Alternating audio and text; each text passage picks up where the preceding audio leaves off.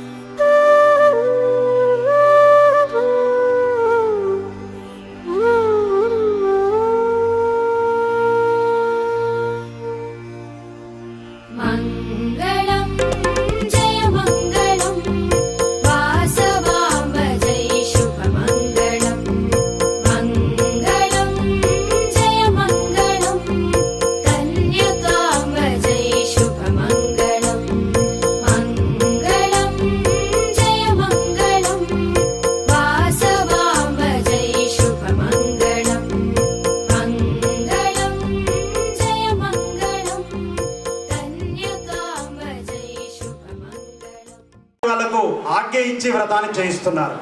అందుకే మీకు ఈ వ్రతం విరివిగా దొరకదు. అన్ని ఊళ్ళల్లో విరివిగా దొరకదు, తెలియదు, చేసేవాళ్ళు చేయించేవాళ్ళు లేరు. ఎందుకంటే ఈ వ్రతం చేయడం వల్ల విపరీతమైన కర్మ చేయించిన వాళ్ళకి వస్తుంది. మరి ఆ కర్మ మోయాలంటే ఇప్పుడున్న కలియుగంలో కష్టం అయ్యేవాళ్ళకు. అది గురు ఆజ్ఞ ఉంటే మాత్రమే ఆ కర్మ మోయగలుగుతారు. లేదంటే వాళ్ళకు కూడా చాలా ఇబ్బందులు వస్తాయి. మీ ఇబ్బందులంతా వాళ్ళు మోయాల్సి వస్తుంది. పాపకర్మ, విపరీతమైన పాపకర్మ పోతుంది. రామబాణం లాంటిది ఈ యొక్క వ్రతం. రామబాణం ఏంటి? వేస్తే ఒకేసారి 11 తాటి చెట్లను కొట్టేసింది ఆ బాణం. అలా ఏ కోరికలున్నా, ఏ ఇబ్బందులున్నా, ఇవి ఏ సంకల్పం కోసమైనా ఈ యొక్క వ్రతం మనం చేయవచ్చు. లేదా ఆరోగ్యం కోసం చేసుకోవచ్చు, ఆనందం కోసం చేసుకోవచ్చు, ఏ సంకల్పం కోసమైనా ఈ వ్రతం చేసుకోవచ్చు. అయితే మన మనసులో ఉన్న కోరికలు నెరవేరాలంటే మామూలుగా వ్రతాలు ఆచరిస్తాము. వ్రతాలు ఎందుకు ఆచరిస్తాము? కోరికలు నెరవేరడానికి. కానీ అన్ని వ్రతాలు కోరికలు నెరవేరడానికి మాత్రమే ఆచరిస్తారట. కానీ ఈ వ్రతము కోరికలు నెరవేరడానికి కాదు, డైరెక్ట్ పాపం తొలగడానికి. పాపం తొలగితే కోరికలు ఆటోమేటిక్గా నెరవేరుతాయి. మనసులో ఉన్న సంకల్పాలన్నీ ఆటోమేటిక్గా ధర్మబద్ధమైన సంకల్పాలు ఏవైనా ఆటోమేటిక్గా నెరవేరుతాయి. వాటికి ఎలాంటి అడ్డంకులు రావు. అంటే మనం అనుకుంటాం మంచి ఉద్యోగం, మంచి వ్యాపారం, మంచి భర్త, మంచి పిల్లలు, మంచి బంగ్లా, మంచి బంగారము, విదేశీయానము, అన్ని రకరకాల కోరికలు ఉంటాయి కదా.